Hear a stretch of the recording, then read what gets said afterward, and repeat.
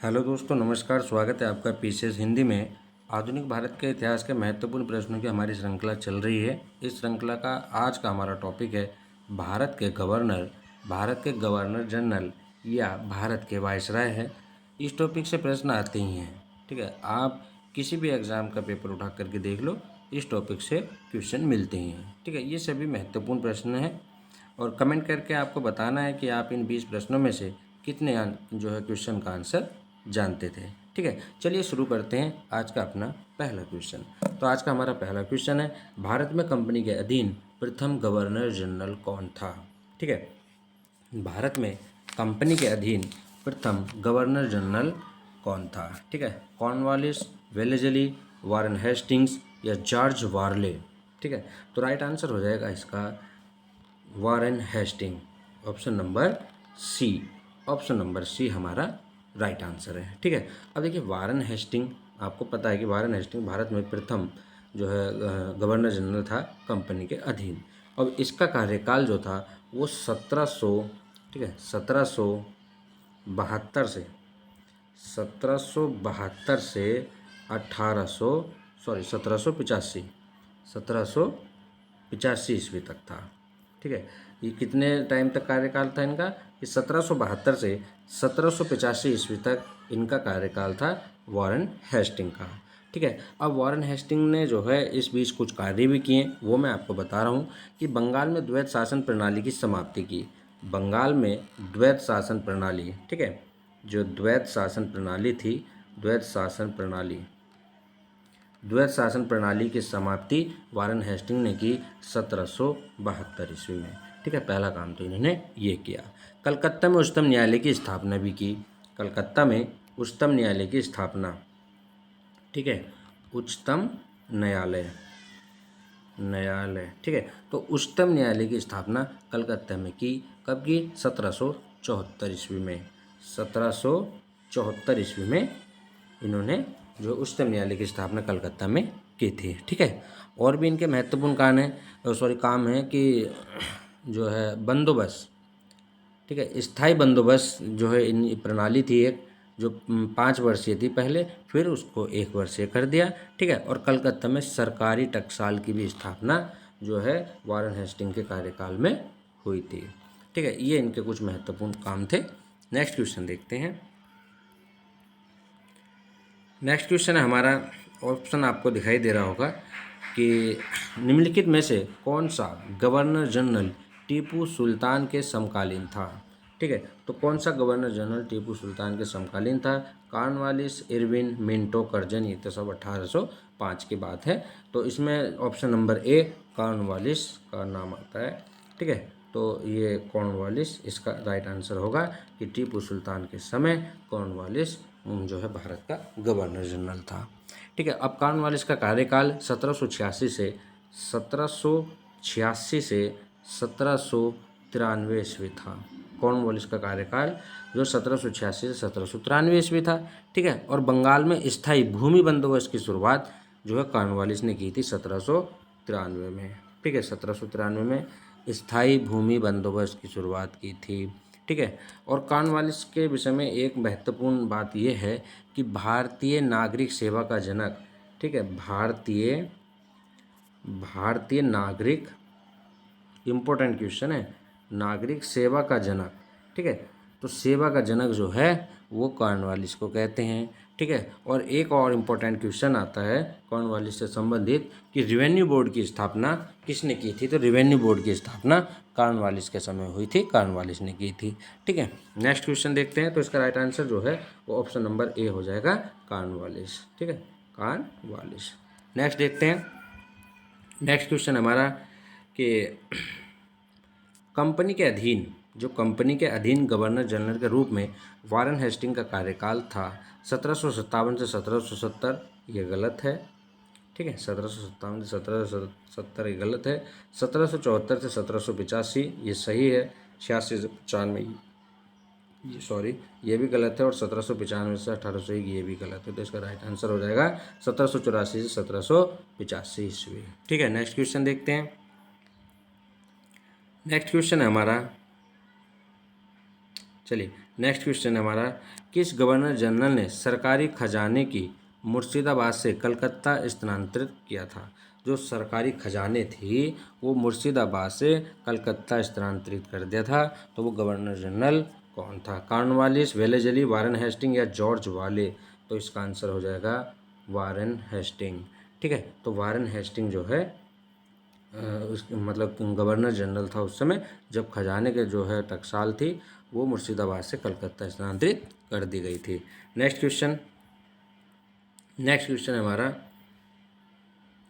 एक code of Gentoo law किस governor general ने तैयार करवाया था? एक code of Gentoo law किस गवर्नर जनरल ने तैयार करवाया था? कॉर्नवालिस, वेलेजली, वारेन हेस्टिंग या जॉर्ज वाले?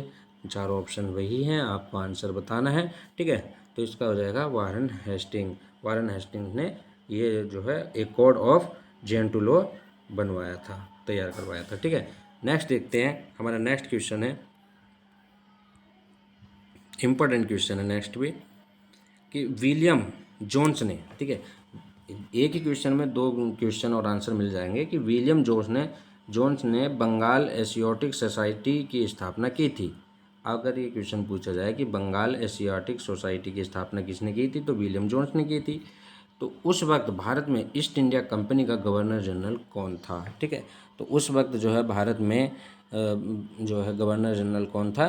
तो वारेन हेस्टिंग। ठीक है, Cornwallis, Wellesley, Warren Hastings, George वाले, चारों ऑप्शन वही हैं, आपको आंसर देना है। इसका आंसर हो जाएगा वारेन हेस्टिंग। तो जब विलियम जोन्स ने बंगाल एशियाटिक सोसाइटी की स्थापना की थी तो उस वक्त जो है ईस्ट इंडिया कंपनी का गवर्नर जनरल या भारत का गवर्नर जनरल वारेन हेस्टिंग था। ठीक है, नेक्स्ट क्वेश्चन देखते हैं, और विलियम जोन्स ने 1774 ईस्वी में बंगाल एशियाटिक सोसाइटी की स्थापना की थी। नेक्स्ट देखते हैं क्वेश्चन नंबर 7, कि जोनाथन डंकन ने बनारस में संस्कृत विद्यालय की स्थापना की थी। नेक्स्ट इसमें एक क्वेश्चन है, एक क्वेश्चन की जगह जो है दो क्वेश्चन बन जाएंगे इससे, कि जो एक तो हो जाएगी संस्कृत विद्यालय की स्थापना किसने की, तो जोनाथन डंकन ने की। कहाँ की? बनारस में की। और उस वक्त ईस्ट इंडिया कंपनी का गवर्नर जनरल कौन था? ठीक है, तो उस वक्त जो है गवर्नर जनरल कौन था? Warren Hastings. ठीक है, संस्कृत विद्यालय की स्थापना बनारस में जोनाथन डंकन ने की थी, और इसका राइट आंसर हो जाएगा क्वेश्चन का Warren Hastings. Option number C इसका राइट आंसर है। नेक्स्ट देखते हैं, नेक्स्ट क्वेश्चन है हमारा क्वेश्चन नंबर 8। क्वेश्चन नंबर 8 है कि भारत का पहला समाचार पत्र, देखिए एक क्वेश्चन तो यही हो जाएगा कि भारत का पहला समाचार पत्र कौन सा था? The Bengal gazette. ठीक है, तय है ये, तो ये तय की जगह आप इसको तय कर लीजिएगा, बंगाल गजट। ठीक है, तो भारत का पहला समाचार पत्र कौन सा था? द बंगाल गजट था। इसका प्रकाशन कब हुआ? 1780 ईस्वी में हुआ। तो जब 1780 ईस्वी में इसका प्रकाशन हुआ तो उस वक्त भारत में ईस्ट इंडिया कंपनी के गवर्नर जनरल कौन थे? मैंने आपसे बताया था कि वारेन हेस्टिंग का कार्यकाल 1772 से, ठीक है, 1772 से 1785 ईस्वी तक था, और इसकी स्थापना जो है बंगाल गजट की 1780 ईस्वी में हुई। इसका मतलब उस समय वारेन जो है गवर्नर जनरल वो वारेन हेस्टिंग थे। ठीक है, कौन थे? Warren Hastings. Option number C इसका राइट आंसर हो जाएगा। नेक्स्ट क्वेश्चन देखते हैं, नेक्स्ट क्वेश्चन है हमारा कि 1784 में पिट्स इंडिया एक्ट निम्न में से किसके कार्यकाल में पारित हुआ था? तो देखो अगर डेट दी जा रही है तो आपको सिंपली क्या याद करना है कि हमारे पास जो वारेन हेस्टिंग का कार्यकाल है वो 1772 से 1785 ईस्वी है, जो वारेन हेस्टिंग का कार्यकाल। अब इसके बीच कुछ भी क्वेश्चन पूछे कि उसकी स्थापना किस गवर्नर जनरल ने के समय हुई, तो आपको सिर्फ सिंपल सा आंसर देना है वारेन हेस्टिंग। ठीक है, वारेन हेस्टिंग। भाई 1784, क्योंकि 1785 ईस्वी तक गवर्नर जनरल वारेन हेस्टिंग थे, तो 1784 ईस्वी में जो पिट्स इंडिया एक्ट आया था तो ये किसके कार्यकाल में आया था? Warren Hastings. ठीक है, सिंपल सा आंसर। नेक्स्ट क्वेश्चन देखते हैं, नेक्स्ट क्वेश्चन है हमारा इम्पोर्टेंट क्वेश्चन है कि दीवानी मुकदमों में जातीय कानून कौन लागू किया था? जो दीवानी मुकदमे थे तो उसमें जो जातीय कानून किसने लागू किया था? कॉर्नवालिस, वेलेजली, जॉर्ज वाले या वारेन हेस्टिंग? तो ये लागू किया था ऑप्शन नंबर डी इसका राइट आंसर हो जाएगा वारेन हेस्टिंग। ठीक है, वारेन हेस्टिंग ने दीवानी मुकदमे में जातीय कानून लागू किया था। ठीक है, नेक्स्ट क्वेश्चन हमारा कि सलबाई की संधि के समय भारत में ईस्ट इंडिया कंपनी का गवर्नर जनरल कौन था? कैनिंग, वेलेजली, वारेन हेस्टिंग या इरविन? ठीक है, तो इस समय गवर्नर जनरल कौन थे? Warren Hasting. इसका आंसर भी हो जाएगा ऑप्शन नंबर सी, वारन हेस्टिंग उस समय गवर्नर जनरल थे जब सलबाई की संधि हुई थी। नेक्स्ट क्वेश्चन देखते हैं। हमारा नेक्स्ट क्वेश्चन है, इंपॉर्टेंट क्वेश्चन है, कई बार ये पूछा गया है, यूपी पीसीएस में भी ये पूछा गया है, आरओ में भी पूछा गया है। ठीक है, अगर आप मैं बता दूं आपसे कि अगर आप यूपी पीएससी की किसी भी भर्ती की परीक्षा की तैयारी कर रहे हैं, चाहे वो यूपी पीसीएस हो, आरओ बीओ हो, ठीक है, तो उसके लिए ये महत्वपूर्ण प्रश्न है। आप एसएससी या SSC MTS, UP triple SC video exam के लिए भी इन प्रश्नों को देख सकते हैं। इंपॉर्टेंट क्वेश्चन है, जीके के जीएस के इंपॉर्टेंट क्वेश्चन है और हर एग्जाम में इस टॉपिक से क्वेश्चन आती हैं। ठीक है, और हम जो है ये सीरीज़ चला रहे हैं, बहुत अच्छी सीरीज़ है, आप इसको देखिएगा और इम्पोर्टेंट क्वेश्चन है, प्रैक्टिस हो जाएगी आपकी और क्वेश्चन भी तैयार हो जाएंगे। प्रैक्टिस बार बार कीजिएगा। ठीक है, देखते हैं नेक्स्ट क्वेश्चन हमारा कि निम्नलिखित में से किस गवर्नर जनरल पर महाभियोग लगाया गया था। ठीक है, इंपॉर्टेंट क्वेश्चन है, इरविन हार्डिंग, माउंटबेटन या वारन हेस्टिंग। तो वारन हेस्टिंग पर जो है क्या नाम महाभियोग लगाया गया था। ठीक है, अब आपको पता है महाभियोग एक जो है राष्ट्रपति, हमारे यहाँ राष्ट्रपति को हटाने की प्रक्रिया जो है वो महाभियोग ही है कि महाभियोग द्वारा आप जो राष्ट्रपति को हटा सकते हैं। चलिए वो अलग विषय का क्वेश्चन है, उसको जब पढ़ाएंगे बड़े विस्तार से पढ़ाएंगे आपको। ठीक है, नेक्स्ट क्वेश्चन देखते हैं। ठीक है, मैंने बताया था आपको पर भी कि एक क्वेश्चन था, बोर्ड ऑफ रिवेन्यू की स्थापना किसके काल में हुई थी। ठीक है, तो बोर्ड ऑफ रिवेन्यू की स्थापना किसके काल में हुई थी, वारन हेस्टिंग, इरविन, मिंटो या कर्जन। तो आपको इसका आंसर पता चल गया होगा कि बोर्ड ऑफ रेवेन्यू की स्थापना वारन हेस्टिंग के समय हुई थी। ठीक है, पहले भी बताया था मैंने, वारन हेस्टिंग के समय बोर्ड ऑफ रेवेन्यू की स्थापना हुई थी। नेक्स्ट क्वेश्चन देखते हैं, इंपॉर्टेंट क्वेश्चन है ये भी। ठीक है, इंपॉर्टेंट क्वेश्चन है, नागरिक सेवा का जनक किसे कहा जाता है। कई बार पूछा गया है ये क्वेश्चन। ठीक है, हाईलाइट क्वेश्चन है, एसएससी एमटीएस या एसएससी सीएचएसएल, एसएससी सीजीएल में हाईलाइट क्वेश्चन पूछे जाते हैं। यूपीपीएससी का पीसीएस, आरओ बीओ में थोड़े जो है फैक्चुअल, देखिए सभी में फैक्चुअल क्वेश्चन पूछे जाते हैं और फैक्चुअल क्वेश्चन याद करने की ट्रिक यही है कि आप बार बार जितनी ज़्यादा हो सके प्रैक्टिस लगाएं। ठीक है, प्रैक्टिस जितनी ज़्यादा करेंगे उतने क्वेश्चन आप आसानी से सॉल्व कर सकते हैं। ठीक है, तो नागरिक सेवा का जनक किसे कहा गया है, क्वेश्चन हमारा 14वां कि नागरिक सेवा का जनक किसे कहा जाता है, वारन हेस्टिंग, कॉर्नवालिस, मिंटो या कर्जन। ठीक है, ठीक है, तो कॉर्नवालिस इसका राइट आंसर हो जाएगा, ऑप्शन नंबर बी, कॉर्नवालिस। ठीक है, नागरिक सेवा या भारतीय नागरिक सेवा का जनक कहा जाता है। ठीक है, नेक्स्ट क्वेश्चन देखते हैं, ऑप्शन नंबर बी हो जाएगा। ठीक है, कॉर्नवालिस कोड आधारित था,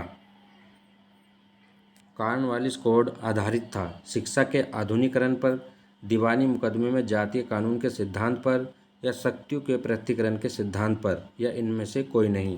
ठीक है, तो ये आंसर हो जाएगा आपका option number C, option number C, Cornwallis code जो है वो शक्तियों के पृथक्करण के सिद्धांत पर आधारित था। ठीक है, 15वें का आंसर हो जाएगा ऑप्शन नंबर सी। ठीक है, नेक्स्ट क्वेश्चन। ठीक है, नेक्स्ट क्वेश्चन देखते हैं, इम्पोर्टेंट क्वेश्चन है, ये भी कई बार पूछा गया है कि किस गवर्नर जनरल ने कार्यपालिका एवं न्यायपालिका के बीच शक्तियों के विभाजन, ठीक है, शक्तियों का विभाजन किया था। किस गवर्नर जनरल ने कार्यपालिका और न्यायपालिका के बीच शक्तियों का विभाजन किया था, वारन हेस्टिंग, कॉर्नवालिस, मिंटो या कर्जन। ठीक है, तो इसका राइट आंसर हो जाएगा ऑप्शन नंबर बी, कॉर्नवालिस ने जो है कार्यपालिका और न्यायपालिका के बीच जो है शक्तियों का विभाजन किया था। ठीक है, नेक्स्ट देखते हैं, नेक्स्ट क्वेश्चन है हमारा, पुलिस व्यवस्था का जनक किसे कहा जाता है। ठीक है, तो पुलिस व्यवस्था का जनक किसे कहा जाता है। ठीक है, वारन हेस्टिंग, कॉर्नवालिस, मिंटो या कर्जन। तो पुलिस व्यवस्था का जनक भी कॉर्नवालिस को कहा जाता है। ठीक है, ऑप्शन नंबर बी इसका राइट आंसर हो जाएगा। नेक्स्ट क्वेश्चन देखते हैं, नेक्स्ट क्वेश्चन है, बंगाल का टाइगर किसे कहा जाता है। ठीक है, बंगाल का टाइगर किसे कहा जाता है। ठीक है, एशियाई जो शेर है, शेर को तो वो अलग हो जाएगा, लेकिन बंगाल का टाइगर इसमें जो है पूछा गया गवर्नर जनरल के पक्ष में कि बंगाल का टाइगर किसे कहा जाता है, कॉर्नवालिस, मिंटो, कर्जन या वेलेजली। ठीक है, तो ये कहा जाता है वेलेजली को। ठीक है, बंगाल का टाइगर वेलेजली को कहा जाता है, ऑप्शन नंबर डी इसका राइट आंसर हो जाएगा कि बंगाल का टाइगर वेलेजली को कहा जाता है। लॉर्ड वेलेजली का कार्यकाल 1798 से 1805 था, 1798 से 1805 जो है लॉर्ड वेलेजली का काल था। ठीक है, नेक्स्ट क्वेश्चन देखते हैं, भारत में सहायक संधि का जनक कौन है? नेक्स्ट क्वेश्चन हमारा 19वां, भारत में सहायक संधि का जनक कौन है? वेलेजली, डुप्ले, कर्जन या कैनिंग? ठीक है, देखिए सहायक संधि का क्या है कि इसका राइट आंसर जो है ऑप्शन नंबर बी हो जाएगा। डुप्ले फ्रांसीसी गवर्नर था, ठीक है डुप्ले। तो डुप्ले ने सहायक संधि की स्थापना की थी, लेकिन इस सहायक संधि का सबसे ज़्यादा प्रयोग जो है अंग्रेजों ने किया, ठीक है। और वेलेजली ने, खासतौर से वेलेजली ने सहायक संधि का प्रयोग किया, लेकिन इसकी जो स्थापना है वो फ्रांसीसी गवर्नर डुप्ले ने की थी, ठीक है। नेक्स्ट क्वेश्चन देखते हैं। नेक्स्ट क्वेश्चन हमारा और आज का अंतिम क्वेश्चन है, ठीक है। नेक्स्ट क्वेश्चन, आज का अंतिम क्वेश्चन। अगर वीडियो आपको पसंद आए तो वीडियो को लाइक कीजिए, चैनल को सब्सक्राइब कीजिए, ठीक है। और कमेंट करके ज़रूर बताना है कि आपने 20 क्वेश्चन में से आप कितने क्वेश्चन का जवाब पहले से जानते थे, ठीक है। नेक्स्ट है आज का अंतिम क्वेश्चन, निम्नलिखित में से किस राज्य ने सहायक संधि स्वीकार नहीं की थी? इंदौर, मैसूर, हैदराबाद, तंजौर? इसका राइट आंसर हो जाएगा इंदौर, ठीक है। इंदौर ने जो है सहायक संधि स्वीकार नहीं की थी। अगर मैं बात करूं मैसूर की, तो मैसूर ने 1799 ईस्वी में सहायक संधि स्वीकार कर ली थी। हैदराबाद सबसे पहला राज्य था या रियासत थी जिसने सहायक संधि स्वीकार की थी, ठीक है, 1798 ईस्वी में, 1798 ईस्वी में। और तंजौर ने जो है वो 1799 ईस्वी में, ठीक है, सहायक संधि स्वीकार की थी। इसमें 2 क्वेश्चन आपके जवाब मिल जाएंगे कि सहायक संधि को स्वीकार करने वाला पहले जो रियासत थी वो हैदराबाद थी, ठीक है। और ये हमारा जो है लास्ट क्वेश्चन था, ठीक है। मिलते हैं आप नए वीडियो में, धन्यवाद।